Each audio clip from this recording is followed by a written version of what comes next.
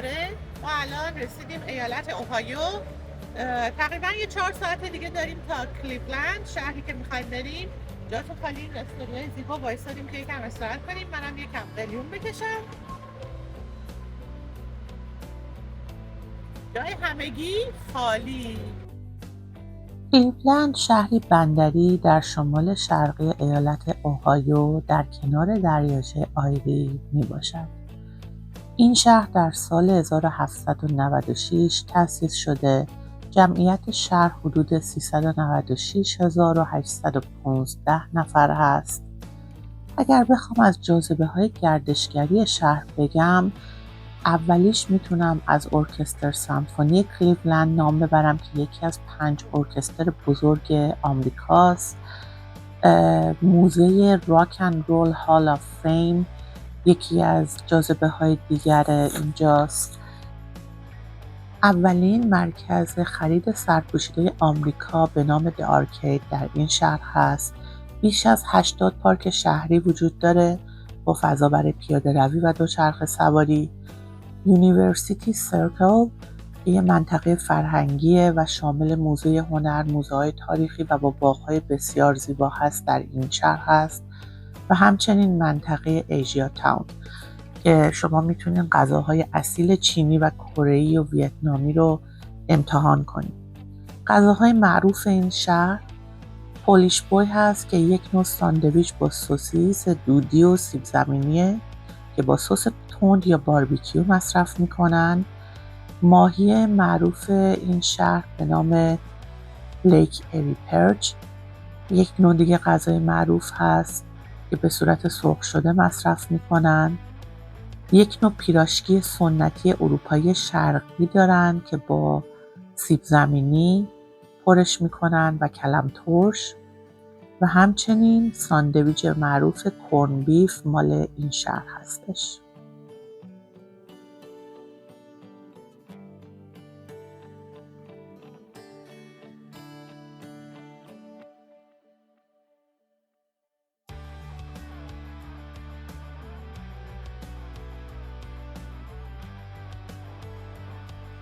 سلام، ما رسیدیم داونتاون کلیولند. اولین جایی هم که میخوایم ببینیم The Arcade هست. اولین این دور شاپینگ مالیه که توی آمریکا ساختن سال 1980 که هتل هایت رجنسی هم عضوی از اونه. ساختمون خیلی قدیمیه، همینطور که داریم میبینیم. بریم ببینیم که چه چیز جالبی برای دیدن داره. اگه دوست داشتین این ویدیو رو لایک کنین و اگه سوالی داشتین برام کامنت کنین.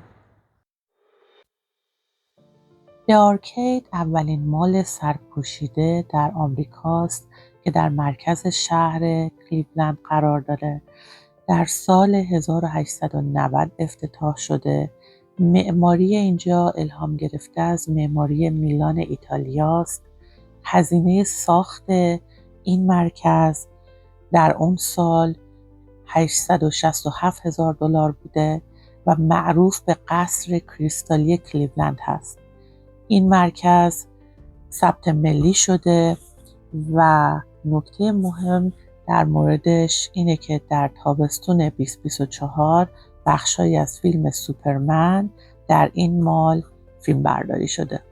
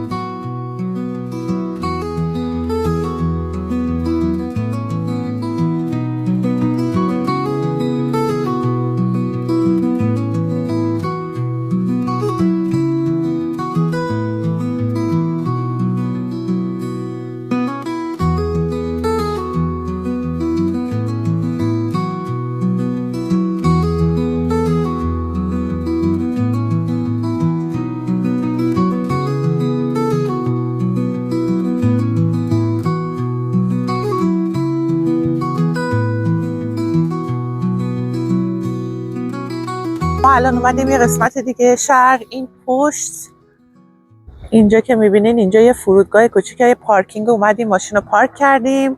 تقریبا برای 5 ساعتش $20 پول دادیم. منتها گفتن نمیتونی توی ماشین اینجا بشینی. بعد اینجا رو نگاه کن، اینجا فرودگاهه و هواپیما بالا سرمون رد میشه. اینجا یه کروز لاین داره که میتونی بگیری، همه چی هم آل اینکلوسیو، غذا و فود و درینک همه چی داره. بین 1 ساعت و نیم تا 2 ساعت میبره، یه دور اطراف میچرخونه. استادیوم اون طرفه و جای اصلی که الان میخوام برم ببینم موزه راک اند روله که پشت این ساختمونا اون طرف پشت اوناست. حالا فیلم برداری میکنم که ببینیم.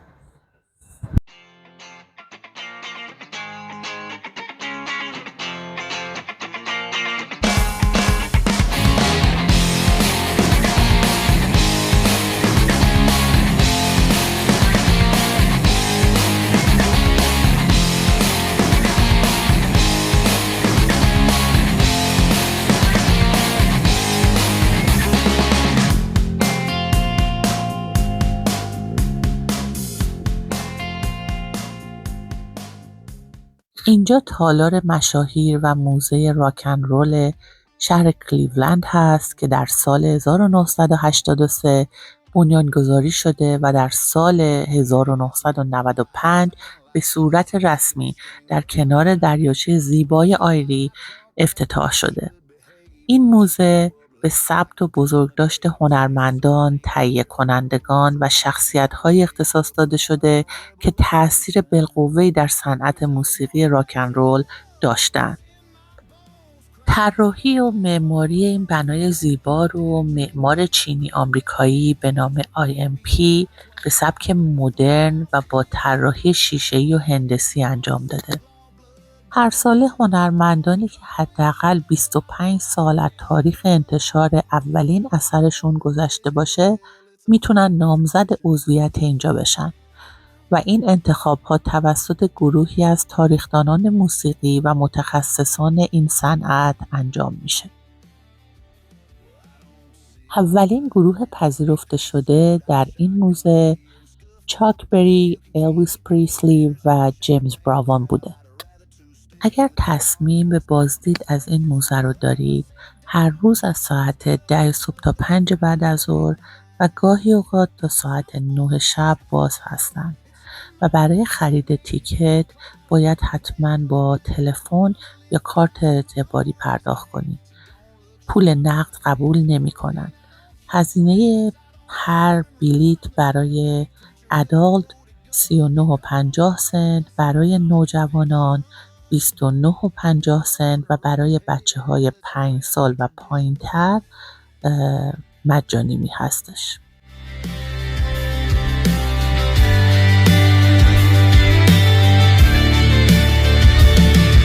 Bloodlines got moonshine veins, Bible in the dash, but we sin just the same. We ain't rude, just real, and real don't change. So if that's too much, stay out of my lane. این قسمت از موزه شما میتونی بری گیتارتو برداری یا هر ساز دیگه ای رو برای خودت بزنی. الان اینجا دارن اینجا میزنن، تمرین میکنن. استودیو من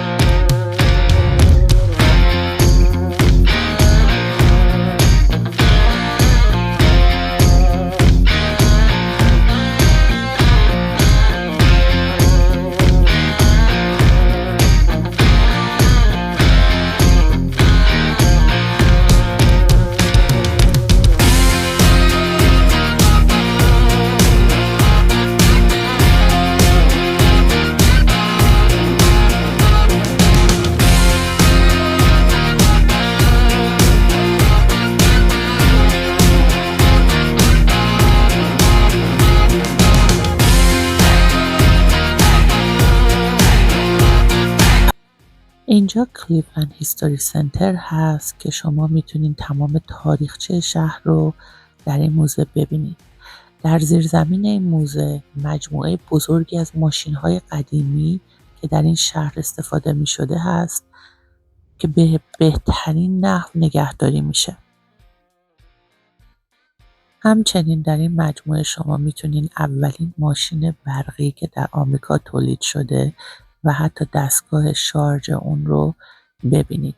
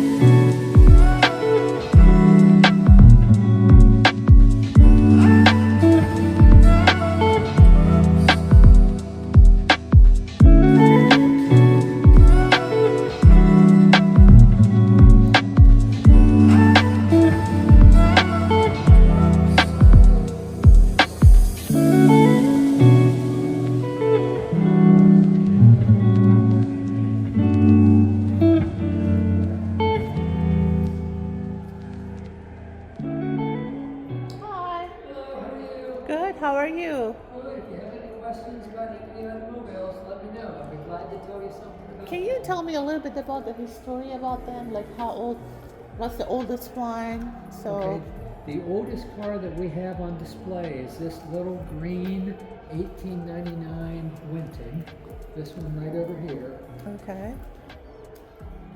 Alexander Winton was one of the earliest car manufacturers in the United States. He started making cars here in Cleveland in 1897.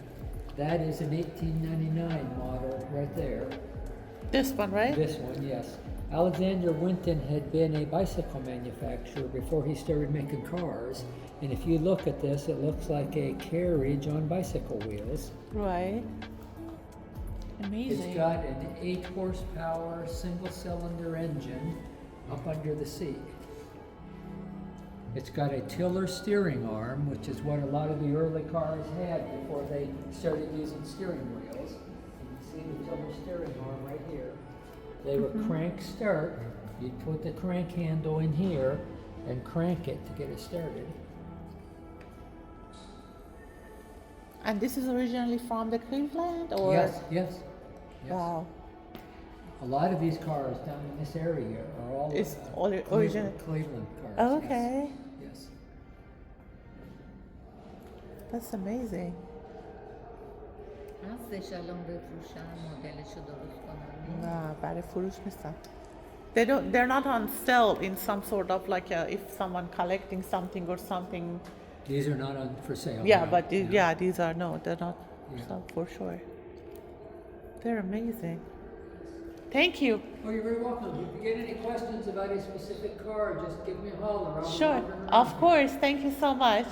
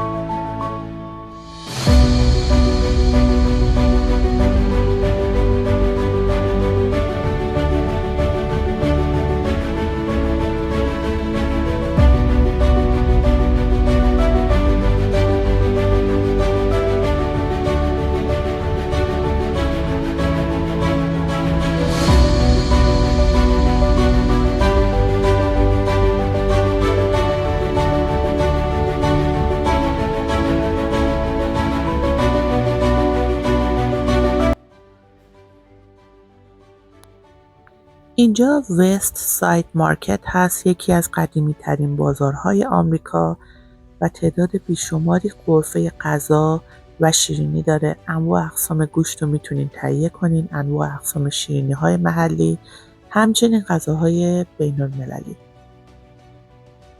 اگر تصمیم گرفتین از کلیولند دیدن کنید حتما یه سری به این مارکت بزنین چون کلی خوراکی های خوشمزه داره. خب این پایان سفر من در کلیولند بود. شهر بسیار زیبایی بود، شهر بسیار تمیزی بود. من حتما دلم میخواد که به اینجا برگردم. خاطره خوشی از این شهر دارم. آدم‌های مهربونی داشتن، خیلی خوشرو، خوش صحبت بودن و از سفرم به این شهر بسیار لذت بردم. اگر از این ویدیو راضی بودید و دوست داشتید لطفاً لایک کنین، کانال منو سابسکرایب کنین و منتظر ویدیوهای بعدی من باشید.